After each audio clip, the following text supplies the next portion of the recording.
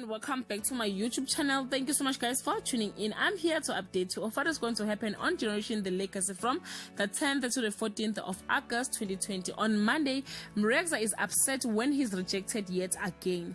Mazwi is on the warpath. Ben knows just how to make Fikile feel small.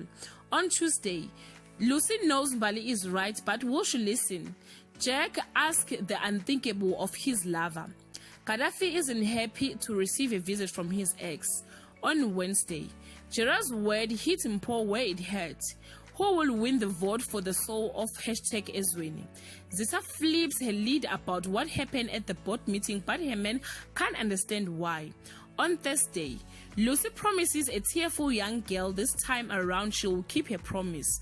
Fikile makes her lover feel as small as her ex made her feel. Tao makes a surprising discovery about his brother. On Friday, Mam Sondo is shocked when Bali freaks out after getting good news. Ben isn't prepared for what his ex has to say.